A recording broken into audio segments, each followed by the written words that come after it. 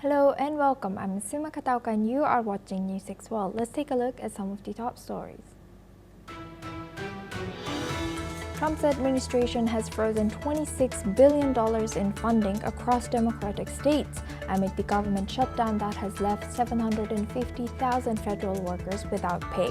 The U.S. Energy Department has also canceled $7.6 billion in climate projects, escalating partisan tensions as the Senate again failed to pass a stopgap measure. Israeli forces have stopped 13 boats from the Global Sumud Flotilla while 30 other boats continue towards Gaza. The interception by Israel has sparked global outrage as Turkey condemned it as an act of terror, while Colombian president responded by expelling Israel's diplomatic delegation and terminating a free trade deal with Israel. Ukrainian President Volodymyr Zelensky has accused Russia of using over 20 drones to strike near Chernobyl and of failing to fix crucial power lines to the Zaporizhzhia nuclear plant, while the Kremlin claimed it is working to restore them. The United States will provide Ukraine with intelligence on long-range energy infrastructure targets inside Russia and is urging NATO allies to do the same. The move marks President Donald Trump's first major policy shift in support of Kyiv, as Washington also considers sending long-range Tomahawk missiles. Ukrainian President Volodymyr Zelensky will meet around 50 European heads of state and EU leaders at the European Political Community Summit in Copenhagen today. President Zelensky will also hold a joint press conference with Denmark's Prime Minister Mette Frederiksen during his visit. G7 finance ministers have vowed to target countries and companies which are still purchasing Russian oil and have agreed on trade measures to cut Russian revenues. Lebanon has reported that 2 people were killed in an Israeli airstrike in the south of the country, despite a ceasefire agreed in November last year. The attack marks the latest deadly incident between Lebanon and Israel since the ceasefire. Lithuania has urged citizens to build and upgrade bomb shelters amid fears of Russian drone attacks, with only 6,453 shelters, not enough to house the 2.9 million population. Local residents have started to invest to prepare basement bunkers as the government and Interior Ministry launches civil defense programs to enhance readiness. Now we move on. Israel's foreign ministry, in a recent update on X, has shared that passengers from the Global Sumud Flotilla are now being transported to Israel, where deportation procedures to Europe will soon begin. Authorities confirmed that the activists, including Swedish climate campaigner Greta Thunberg, are safe and in good health. The Global Sumud Flotilla, comprising of more than 40 civilian boats and carrying about 500 activists, had been sailing towards Gaza with supplies for the war-ravaged region. Yesterday evening, Israeli forces intercepted 13 vessels and boarded several of them, taking control as part of their blockade enforcement. Despite this, around 23 boats are still attempting to reach Gaza. The interception has sparked protests worldwide, with demonstrators in Europe and Latin America calling for the release of detained activists. Meanwhile, the Colombian president has expulsed Israeli diplomats, whereas Turkey has called the Israeli flotilla raid an act of terrorism. Brazil too has officially expressed concern for its citizens on board. Moreover, Hamas has called the move piracy and maritime terrorism, urging the international community to denounce Israel. In a contrasting view, Israel maintains that some flotilla members may be linked to Hamas, but provides little evidence on these claims. The flotilla activists, however, reject these claims, saying that they were engaged in a non-violent humanitarian mission.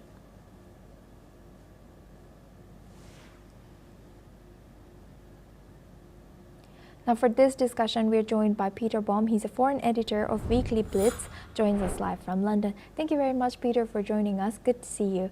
Now, how do you think the European public is responding, or international community is responding to Israel's interception of this flotilla, especially given the involvement of activists like Greta Thunberg?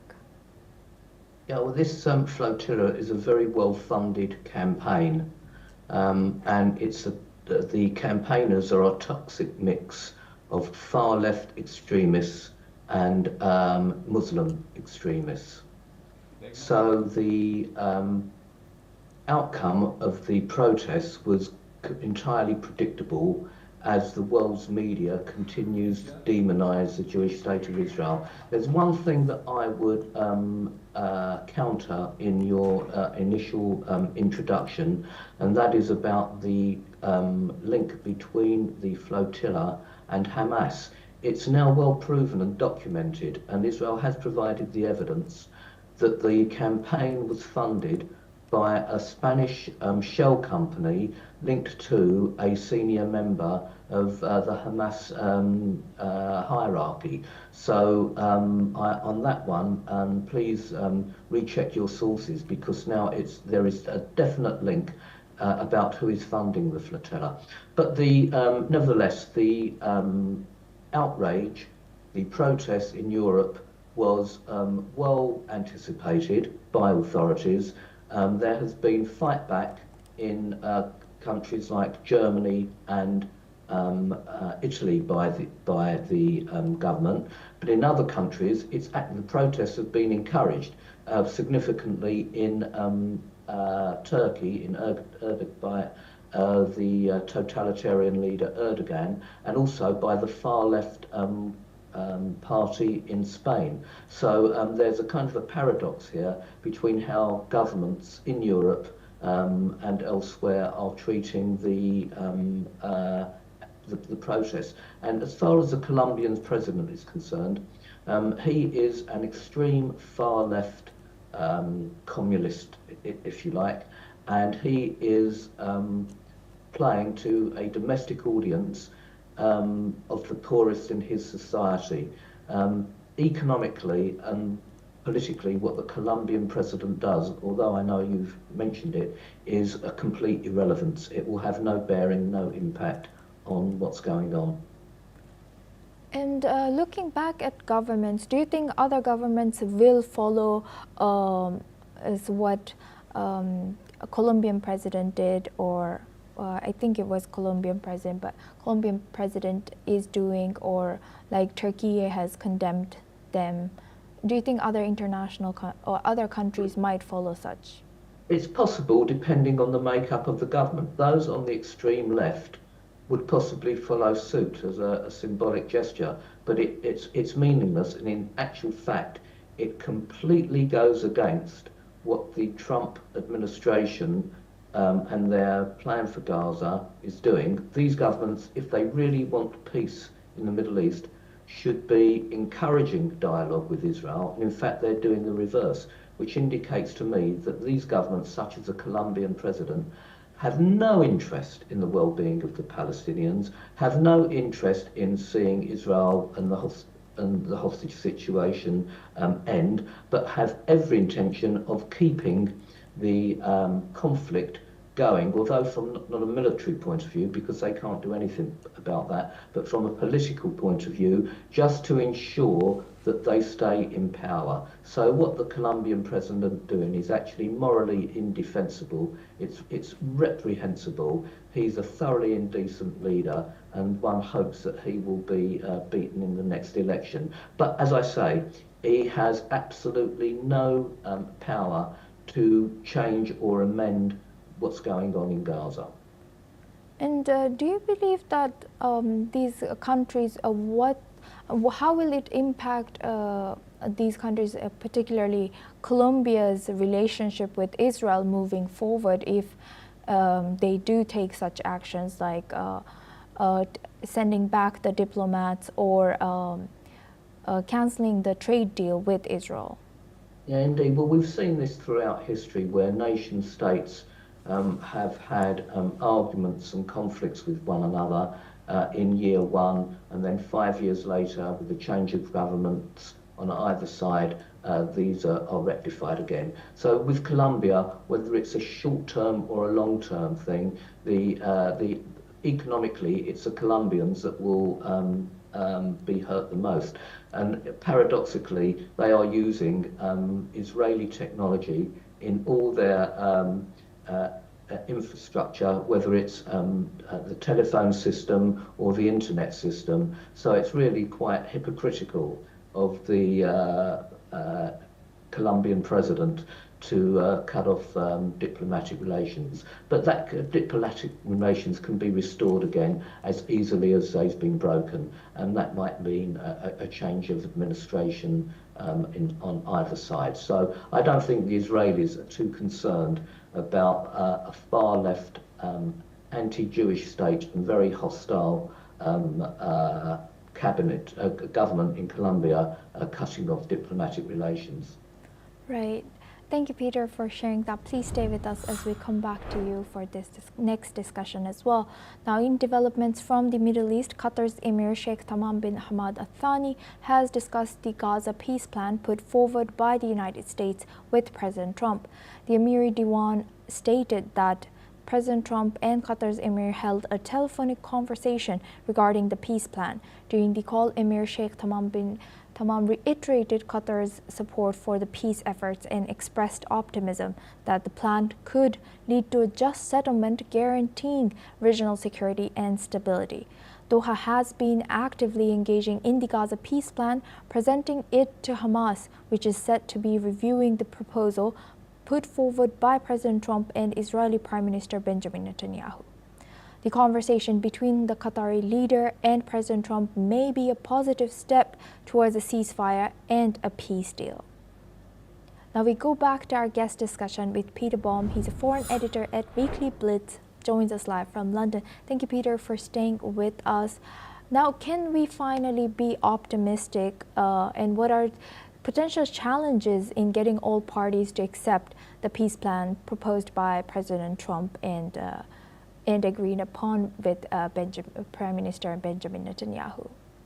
Yeah, there's definitely room for optimism here. I think most players who want to see an end to the conflict would be very supportive of this. And I think, as we spoke yesterday and perhaps the day before, it's only the extremists on either side that want to see this plan fail.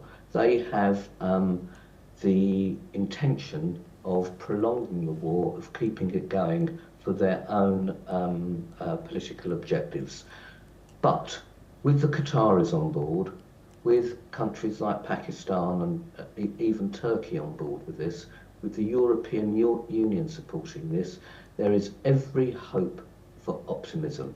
And something else that is very important, which I think we've missed out in the last couple of days, is that the population of Gaza City have more or less left the city. There are of something like 900,000 residents, over 800,000 have moved to areas suggested by the Israeli government. Now this means that Hamas can no longer use the civilian population to fulfill and continue its military objective. So Hamas are at the moment politically isolated. Militarily, too, this could see the end of them if they don't agree to the peace plan, because it's very clear that the Trump administration has given the Netanyahu administration the green light to complete their objectives of destroying Hamas militarily if Hamas do not agree in full to the Trump peace plan, although there are a couple of things within the peace plan, a couple of points that Hamas are currently objecting to. They strongly objected to yesterday. I think the Qataris are pressuring them to agree in total. So the next 48 hours would be absolutely crucial to see if Hamas agree and if the Trump peace plan can indeed proceed. And how do you analyze Qatar's role in facilitating dialogue, and do you believe there are some obstacles that Qatar can face in convincing Hamas to accept peace plan? And you've mentioned the reaction by Hamas already, but how might Qatar navigate these challenges? Yeah, Hamas seem to be the only player within the Arab world who can influence Hamas. Iran has completely lost all credibility and influence vis-a-vis their connection with Hamas, because they can no longer supply Hamas with weapons, and Iran's economy has been dealt some devastating blows. So Qatar is the only player.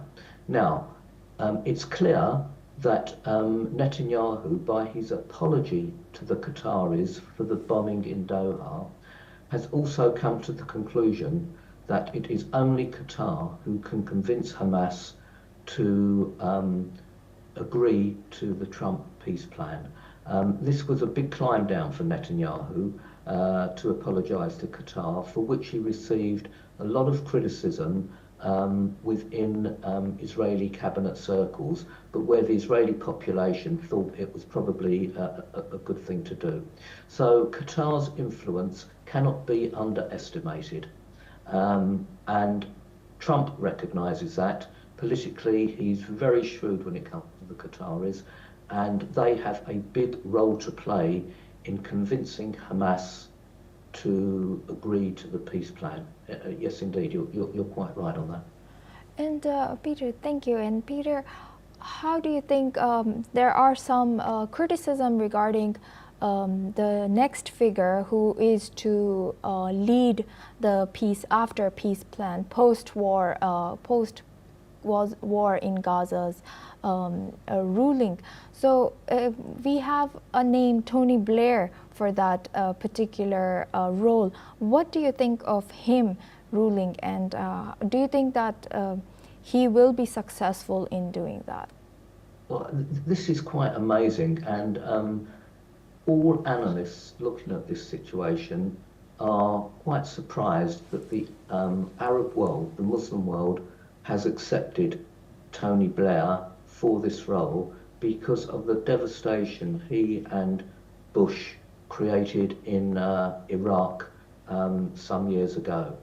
Now, he's created a position for himself as being a major player, a major communicator with many governments throughout the world. He has this company, a company, a public relations company, a media company, a consultancy company, and it's quite staggering that the world at large has agreed to him having such a major role within Gaza. Nevertheless, as the feedback from many nations has been positive, who are we to say, well, my God, I wouldn't have chosen him, but clearly Trump and the European Union do have faith in him. I think he will come by a lot of criticism if indeed he achieves, if the Trump plan achieves its objective. No doubt Blair will come in for a lot of personal criticism, and there will be those that hate him as a figure who only want him to fail in this very important objective. Right. Thank you very much, Peter, for sharing that insight. Please stay with us as we stay on this region now. Lebanon's health ministry has stated that 2 people were killed in an Israeli strike. The ministry said the Israeli military army targeted a vehicle on the Jarmak-Kardali road. In addition to the 2 deceased, another person is seriously wounded. The attack occurred in an area located 10 kilometers from the Israeli border. Israeli forces continue attacks in southern Lebanon despite the ceasefire deal with Hezbollah in November 2024. Israel states that it is targeting Hezbollah operatives and their facilities. Hezbollah continues to defy the disarmament plan of the Lebanese government, expected to be completed by the end of 2025. However, Israel continues to maintain troops in 5 areas of South Lebanon. Earlier, the United Nations verified the deaths of 103 civilians in Lebanon since the ceasefire. Now we go back to our guest discussion with Peter Baum. He's a foreign editor of Weekly Blitz, joins us live from London. Thank you very much, Peter, for staying with us. Now, how do you see these continued strikes in southern Lebanon affecting the fragile ceasefire agreement with Hezbollah, especially with the upcoming disarmament deadline? Yeah, just before we came on air, I was in contact with my sources in both Lebanon and in Israel. And what I'm going to tell you is going to be quite surprising. Despite the rhetoric of from the Lebanese government condemning Israel for breaking the ceasefire, they are actually very, very pleased at Israel's actions. And why? The Lebanese government are united, apart from those from the Hezbollah cohort in the Lebanese government, in trying to dilute as soon as possible Hezbollah's military prowess. They have voted to disarm Hezbollah, which Hezbollah said they would never do. Unfortunately, at the moment, this will change. The Lebanese army isn't strong enough to confront Hezbollah, and they don't wish to confront Hezbollah head on because that would be disastrous for the country. But politically, the vast majority of the Lebanese population, the non-Hezbollah side, want Hezbollah to be defeated militarily. Now, Israel is the only player in the region that has the ability to do this. Syria is very supportive, although won't admit it, also to dilute Hezbollah in the region. So the closest players, apart from Israel, Syria and Lebanon, are actually very pleased that Israel is not allowing Hezbollah to build up its weaponry and arms depot. Quite recently, some weapons depots of Hezbollah were discovered by the Lebanese army and destroyed. That was a major setback for Hezbollah, and yet Hezbollah are still continuing to build up arms in the belief that they will be able to confront Israel again and also take over Lebanon, which is their prize asset. That won't be the case, but Israel has to be currently the only player militarily that can stop Hezbollah doing this. It's encouraging that the Lebanese army, supported by the Lebanese government, are continuing in their anti-Hezbollah process, but Hezbollah are still, though not as powerful as they were prior to October the 7th, still pose a military threat to both Lebanon and to Israel. And although Israel have broken the ceasefire, as I've said to you, my sources tell me that the Lebanese administration and the Syrian administration are quite encouraging of this, despite the statements that both governments will be making about the Israeli strike. So what are the challenges in but all these parties that you have mentioned defeating Hezbollah and lasting a ceasefire between Israel, Lebanon, and the other countries in that region? So, and also, if they do successfully deter deter Hezbollah, how will they move forward in terms of relationship with Iran? Because since it's funded by Iran. Yeah, the challenges are huge, and Hezbollah via Syria are still funded by and equipped by Iran. Now, the new administration in Syria is very fragmented and yet not strong enough to completely destroy the routes by which Iran are funding and weaponizing Hezbollah. The only player currently who could stop this are Turkey, but Turkey is in a difficult position. She doesn't know whether she doesn't want confrontation with Iran, but she doesn't want to see Iran's influence spread any further.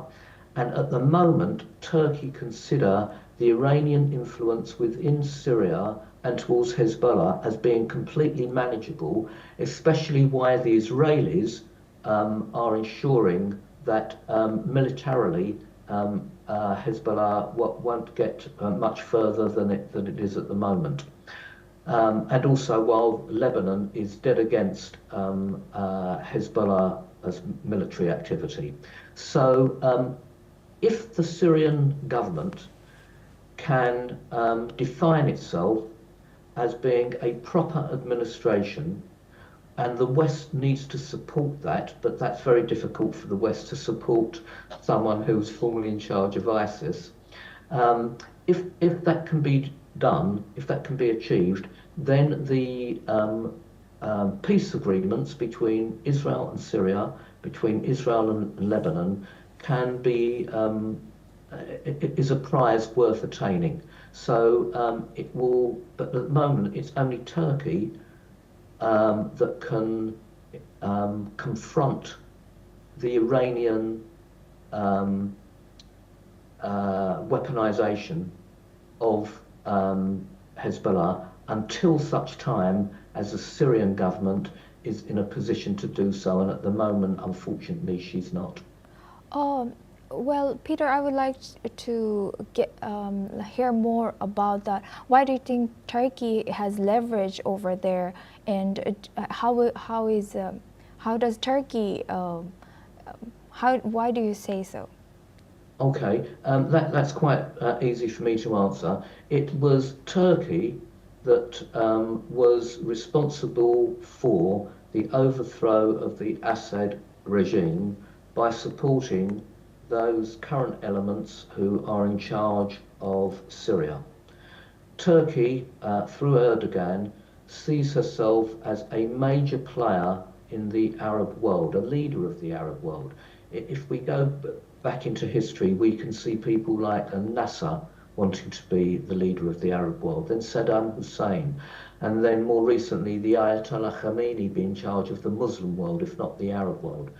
Erdogan sees his position similarly. He wants to go down in history as being a uniting figure in the world of Islam, although he has been responsible for the slaughter of hundreds of thousands of Kurds and the overthrow of the Assad regime.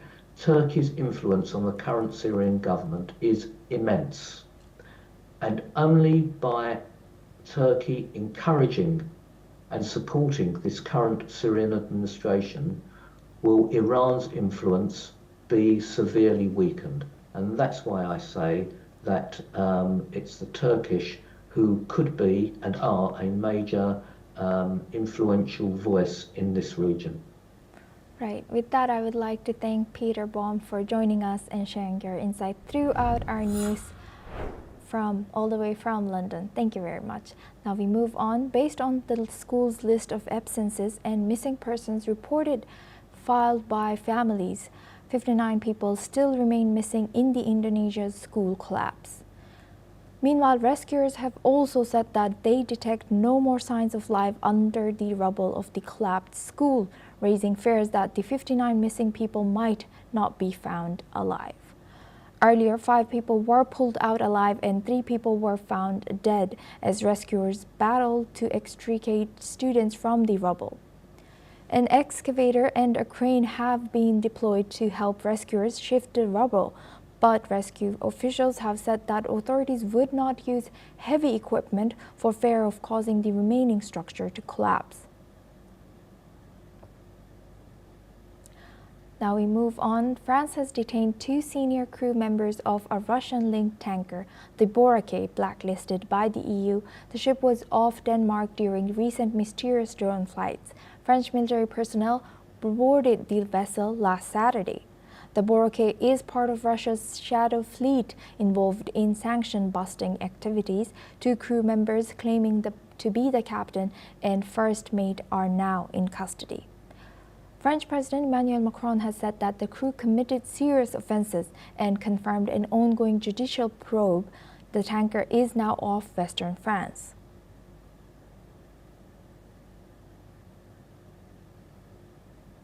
This is all we have time for. We will continue to bring you more news updates from around the world.